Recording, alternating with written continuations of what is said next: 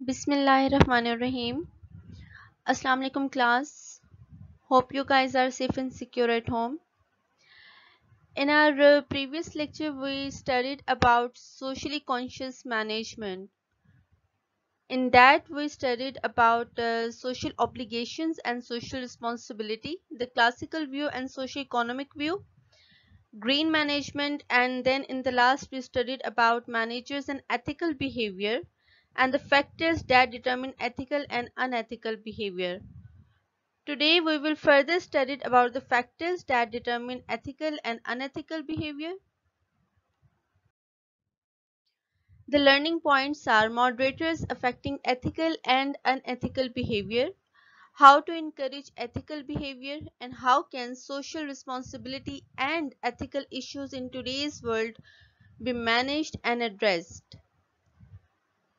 The model that was left behind, उसके हम लोगों ने moderators further discuss करने हैं. एथिकल बिहेवियर को किस तरह इनकरेज किया जा सकता है बाय द लीडरशिप, वो हम लोगों ने स्टडी करना है. And then in the last कि सोशल रिस्पॉन्सिबिलिटी और एथिकल इशू जो आज के वर्ल्ड में है वो किस तरह से एड्रेस की जा सकती हैं या फिर मैनेज्ड की जा सकती हैं. हमारे जो मॉडल के मॉडरेटर्स थे अब हम लोग उसे स्टडी करेंगे. तो उसमें जो पहला मॉडरेटर है that is individual characteristics. Characteristics हमारे पास यहाँ दो टाइप्स की हम लोग स्टडी करेंगे. Number one is values and second one is personality. Values हमारे पास क्या होती है, आपकी बेसिक कॉन्सेप्शन जो होता है ना किसी भी इंसान की बेसिक परसेप्शन या फिर उसका बेसिक कॉन्सेप्शन उसके क्या सही है और क्या गलत है, that is called your value. And personality the combination of characteristics or qualities that form an individual's distinctive character. हर इंसान की पर्सनैलिटी कही जाती है कि दूसरे इंसान से मुख्तलिफ होती है. कुछ की पर्सनैलिटी कहीं कहीं सिमिलैरिटीज भी दिखा रही होती हैं. क्यों मुख्तलिफ होती है पर्सनैलिटी या क्यों एक जैसी होती है कहीं कहीं, क्योंकि करेक्टरिस्टिक्स या क्वालिटीज का जो कम्बिनेशन होता है ना हर इंडिविजुअल का, वो उनके करेक्टर को डिफाइन कर रहा होता है. हर इंसान की करेक्टरिस्टिक्स यानी खसूसियात जो हैं वो मुख्तलिफ होती हैं, क्वालिटीज़ जो हैं वो मुख्तलिफ होती हैं और इनका जो कम्बिनेशन है ना वो किसी इंसान के करेक्टर को डिफाइन कर रहा होता है. तो इंडिविजुअल करेक्टरिस्टिक्स में हमारे पास दो चीज़ें हैं, वैल्यूज़ एंड पर्सनैलिटी. अब हम लोगों ने फर्दर देखना है पर्सनैलिटी के वेरिएबल्स को. पर्सनैलिटी के वेरिएबल्स में हमारे पास दो चीज़ें आती हैं, ego strength and locus of control. Personality variables यानी अब हम लोग उन कैरेक्टरिस्टिक्स या क्वालिटीज में से दो चीजें देखेंगे जो बेसिक हैं, ego strength and locus of control. Ego strength क्या है? A personality measure of strength of a persons conviction. Conviction के बारे में पहले बताती चलो. It means a firmly held belief, यानी एक इंसान का जो बिलीव होता है जिसे वो फर्मली हेड करते हैं, इज हेड. वो उसकी सोच क्या है, उसका अकीदा क्या है, या फिर अगर आप इसे गिल्ट के पर्सपेक्टिव में देखें तो जजमेंट ऑफ गिल्ट भी आती है कन्विक्शन का मतलब. तो एक इंसान की जो कन्विक्शन है ना उसकी स्ट्रेंथ को हम लोग ईगो स्ट्रेंथ कहते हैं. अब ईगो स्ट्रेंथ किसी में बहुत ज्यादा होती है तो इट मीन्स कि वो बहुत ज्यादा जो है ना अपने ऊपर रिलाई कर रहा होता है एथिकल बिहेवियर में. उसको लग रहा होता है कि ये चीज सही है तो चाहे दूसरों के लिए जैसे भी हो वो करनी है क्योंकि उसके लिए सही है. ऐसे लोगों के बारे में हम कहते हैं कि उनकी ईगो स्ट्रेंथ ज्यादा स्ट्रांग है, ज्यादा ईगो स्ट्रेंथ है उनमें. और जिनमें ये चीज कम होती है वो लोग, उनको हम लोग कहते हैं कि उनकी जो है वो ईगो वीकनेस उसमें है. ईगो का यहाँ मतलब हरगिज एटीट्यूड या नखरे वगैरह से रिलेटेड नहीं है, यहाँ ईगो से रिलेटेड है कि उनकी जो है कन्विक्शन किस हद तक स्ट्रांग है. सेकेंड वन हमारे पास है locus of control. Locus of control क्या है? A personality attribute that measure the degree to which people believe they control their own faith.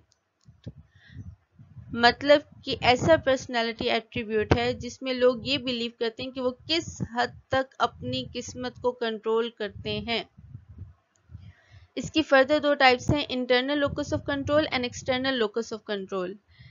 जिनमें internal locus of control prevail करता है, इट मीन्स कि उन्हें लगता है कि वो खुद قسمت سے زیادہ وہ خود پر ریلائی کر رہے ہوتے ہیں کہ وہ خود چیزوں کو زیادہ کنٹرول کر سکتے ہیں، یا جو بھی وہ کام کر چکے ہوتے ہیں اس کے نتائج کی ذمہ داری لک سے زیادہ ان کے اپنے اوپر ہے. اور ایکسٹرنل لوکس آف کنٹرول جو لوگ پریویل کر رہے ہوتے ہیں، یہ کریکٹرسٹک اٹ مینس کہ وہ باہر کے جو بھی واقعات ہوتے ہیں یا پھر اپنی قسمت سے ریلیٹڈ ہر چیز کو جو ہے وہ زیادہ کہہ سکتے ہیں کہ کریڈٹ دیتے ہیں کہ جی قسمت خراب تھی اس لیے کام نہیں ہوا، یہ قسمت نے ساتھ دے دیا اس لیے کام ہوا.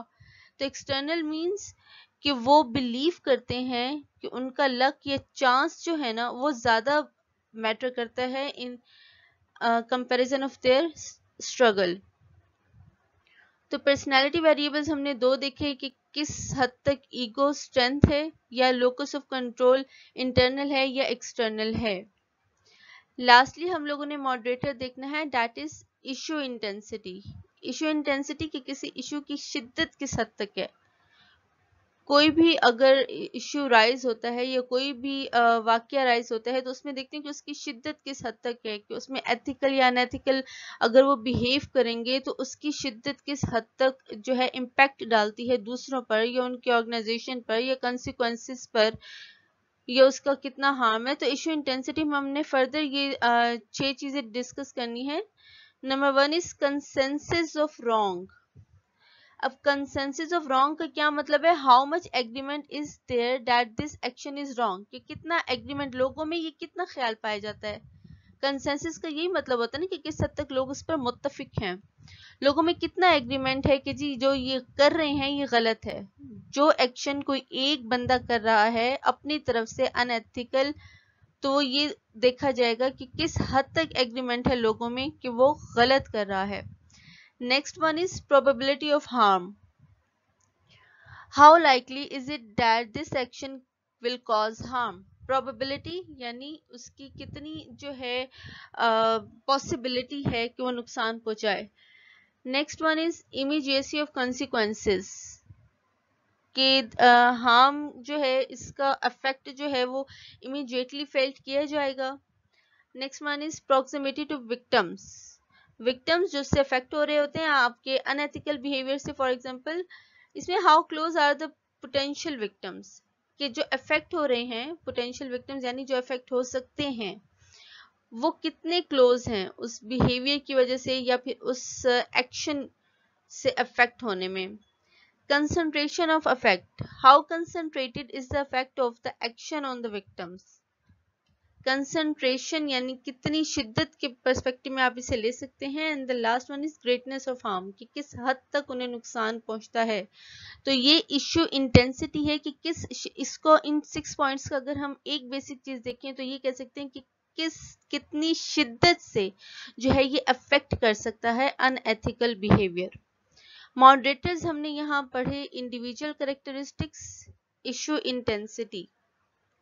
اس کے علاوہ جو ہے ہمارے پاس اسٹرکچرل ویریبلز آئیں گے. اسٹرکچرل ویریبلز ہمارے پاس کیا ہوتے ہیں؟ فارمل رولز یا ریگولیشنز ہوتے ہیں کسی بھی آرگنائزیشن میں. یعنی فارمل رولز اور ریگولیشنز اگر وہ آپ کو کلیئرلی ڈیفائنڈ ہوتے ہیں تو اٹ مینس کہ آپ میں کوئی ایمبیگویٹی نہیں رہتی ہے کہ جی یہ جو کام آپ کر رہے ہیں یہ ان ایتھیکل ہے یا ایتھیکل ہے. اگر آرگنائزیشن نے اپنے کوڈ آف کنڈکٹس میں اسے ایتھیکل کہا ہے تو اٹ مینز آپ گڈ کر رہے ہیں. اگر وہ نہیں ہے اور اس سے منع کیا گیا تو اٹ مینز آپ گڈ نہیں کر رہے. ہم لوگ فردر اپنا یہ ماڈل دیکھیں گے. اس ماڈل میں ہم نے سب سے پہلے دیکھا ایتھیکل ڈیلیما، کہ کوئی ایتھیکل پرابلم اگر ریز ہوتی ہے اس کے بعد ہمارے پاس آتے ہیں کہ سٹیجز آف مورل ڈیولپمنٹ، کہ آپ مورل ڈیولپمنٹ کے کون سے سٹیج پر ہیں. 3 سٹیجز ہم نے لاسٹ لیکچر میں پڑھے تھے، پری کنونشنل، کنونشنل اور پرنسپلڈ. کسی بھی آرگنائزیشن میں امپلائی اگر کسی ایک امپلائی کی ایگزامپل لیں یا ایون آپ اپنی ایگزامپل بھی لے لیں کہ آپ لوگ مورل ڈیولپمنٹ کے کس سٹیج پر ہیں. ایز اے اسٹوڈنٹ آپ میں سے کچھ اسٹوڈنٹس ہوں گے جو ٹیچرز کی اس لیے بھی رسپیکٹ کرتے ہیں ڈیورنگ سیمسٹر کیونکہ انہیں ڈر لگتا ہے کہ اگر کوئی ایسی ویسی حرکت کی یا ٹیچر ناراض ہو گئے تو ہمیں پنشمنٹ ملے گی. پنشمنٹ مینس رزلٹ خراب ہو سکتا ہے جی. और आप में से कुछ स्टूडेंट्स ऐसे भी होंगे जो टीचर की रिस्पेक्ट इसलिए करते हैं क्योंकि वो प्रिंसिपल्ड स्टेज पर हैं, मीन्स कि उन्हें लगता है no, a person who is worth of respect should be respected. तो स्टेजेस ऑफ मॉरल डेवलपमेंट यही है कि कौन किस मॉरल डेवलपमेंट के स्टेज पर है. इसकी मैंने एग्जांपल आपको चाइल्डहुड, टीनेज और फिर अडल्टहुड से दी थी. इन मॉरल डेवलपमेंट के स्टेजेस के बाद हम लोग देखेंगे कि मॉडरेटर्स कौन कौन से अफेक्ट कर रहे हैं. उसमें हमने इंडिविजुअल कैरेक्टरिस्टिक्स अभी पढ़ा, इशू इंटेंसिटी पढ़ा, स्ट्रक्चरल वेरिएबल्स देख लिए और ऑर्गेनाइजेशनल कल्चर्स भी उसी पर्सपेक्टिव में ही आता है कि किसी ऑर्गेनाइजेशन का कल्चर किस हद तक अफेक्ट कर रहा होता है आपको पॉजिटिव काम करने पर. और इसके बाद जब आप ये मॉडरेटर्स इफेक्ट देख लेंगे तो उसके बाद डिसाइड किया जाता है कि बिहेवियर एथिकल आएगा या अनएथिकल आएगा. That was your model.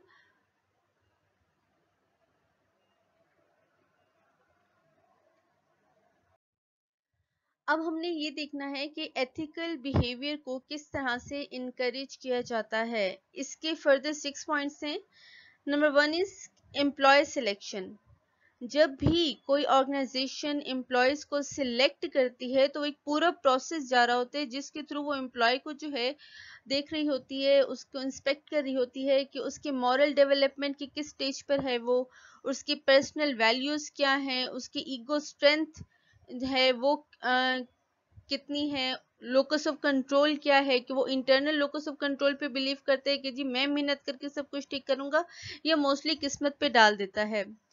इन सब चीजों को सिलेक्शन प्रोसेस में जो है व्यू किया जाता है क्योंकि सिलेक्शन प्रोसेस को अपॉर्चुनिटी समझा जाता है किसी इंडिविजुअल्स के इन कैरेक्टरिस्टिक्स के बारे में. तो जब आप एम्प्लॉय को सिलेक्ट कर रहे होते हैं आपकी कोशिश होती है कि आप ऐसे एम्प्लॉय को सिलेक्ट करें जो मॉरल डेवलपमेंट के लास्ट स्टेज पे हो, दैट इज प्रिंसिपल्ड स्टेज.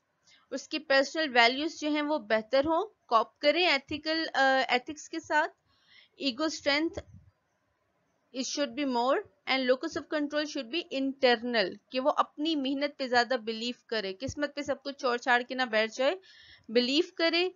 जाहिर बात है मेहनत करने वालों का अल्लाह ताला भी साथ देता है.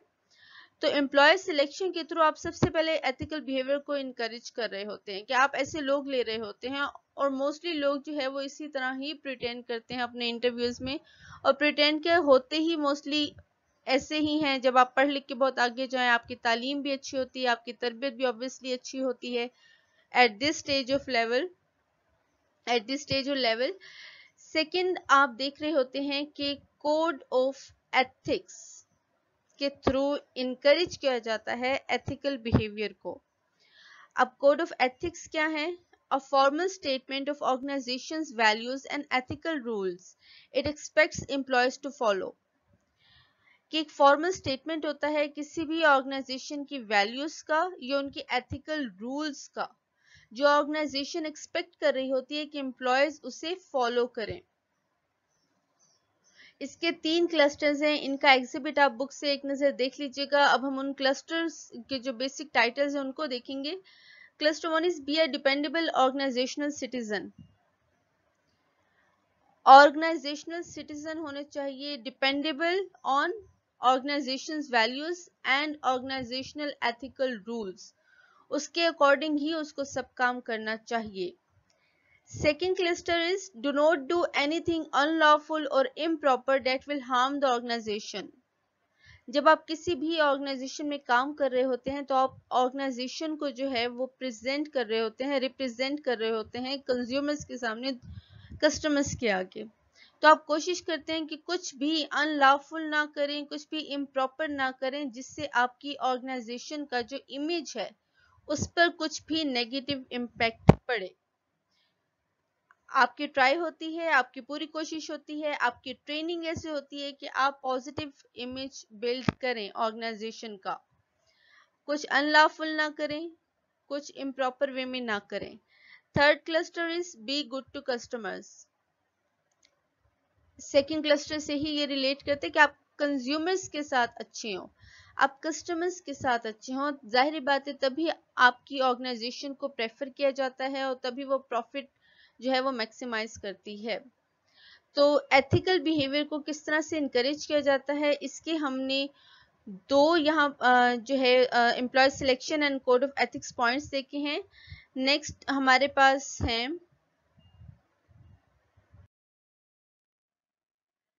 پھر اس کے بعد نیکسٹ ہم لوگ ان کے پوائنٹس دیکھیں گے. Leadership at the top.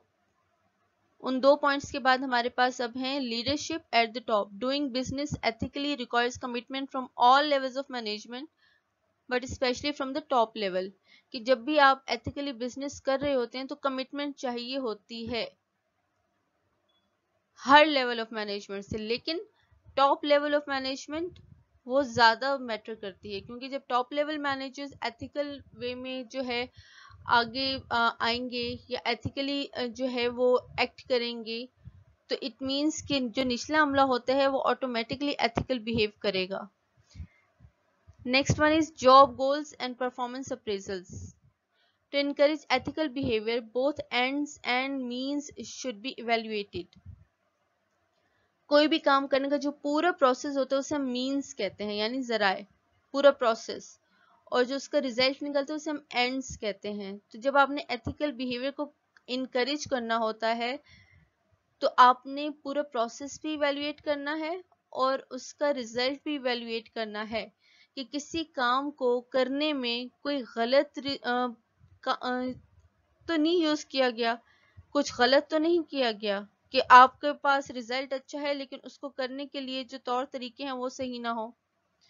تو جاب گولز اینڈ پرفارمنس اپریزلز اسی میں آئے گا کہ آپ کے پاس پورا پروسیس بھی صحیح طور پہ چلے لافل وے میں ایتھیکل وے میں, اور آپ کا اینڈ ریزلٹ بھی ایتھیکل ہی ہونا چاہیے.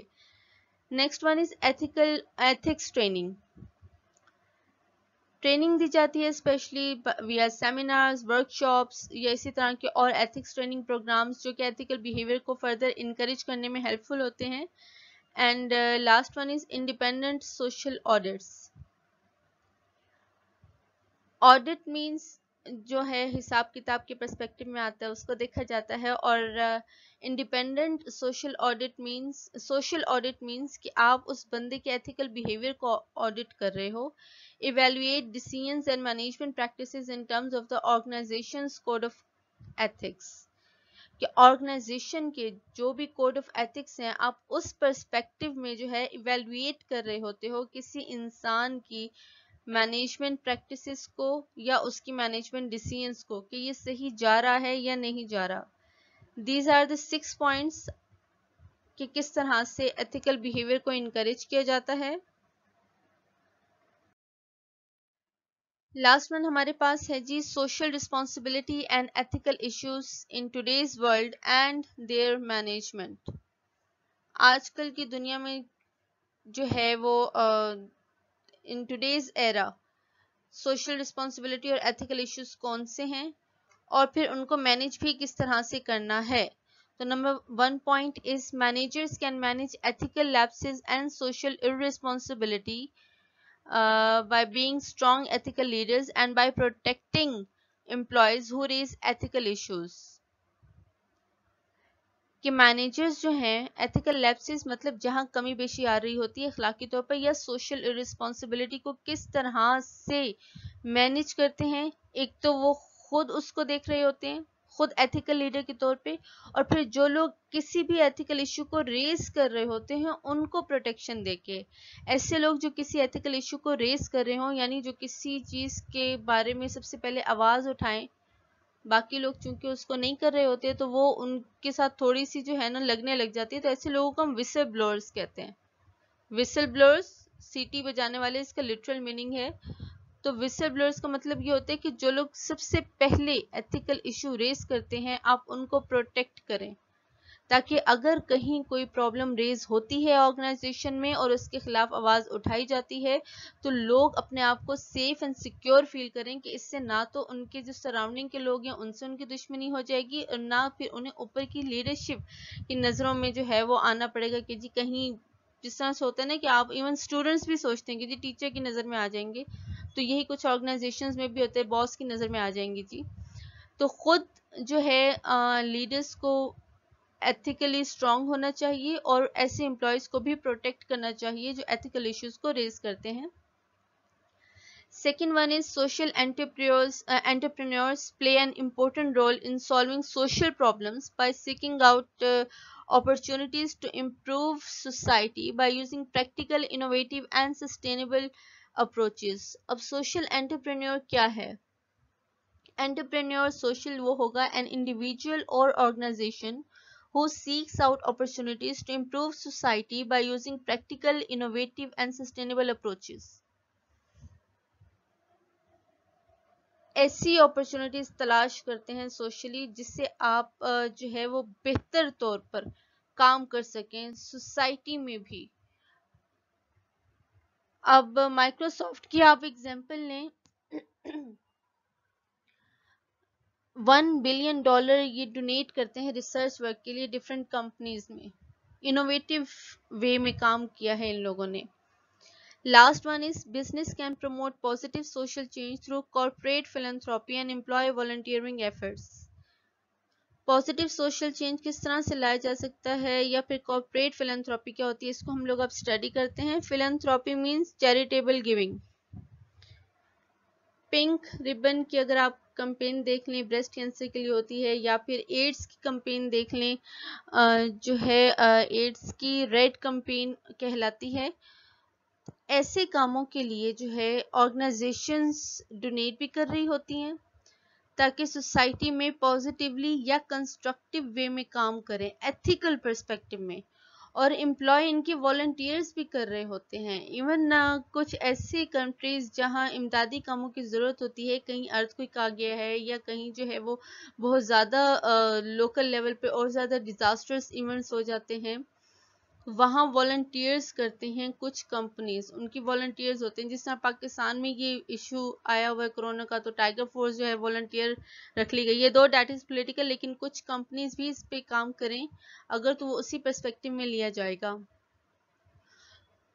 तो कॉर्पोरेट फिलैंथ्रोपी या एम्प्लॉय वॉलंटियरिंग एफर्ट्स के थ्रू जो है पॉजिटिवली सोशल चेंज लाना भी बिजनेसेस कर सकते हैं.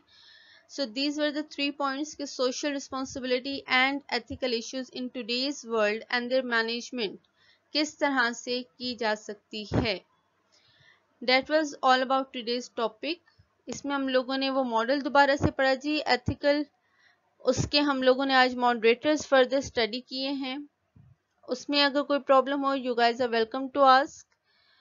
और नेक्स्ट जो है हमारे पास इंशाल्लाह फर्दर हम लोग आपकी असाइनमेंट इससे रिलेटेड एक और है, छोटी सी असाइनमेंट है, उसके बारे में I will discuss in group. इससे रिलेटेड कोई भी क्वेश्चन हो you guys are welcome to ask. Stay safe and stay at home. Fee अमानिल्लाह. Allah Hafiz.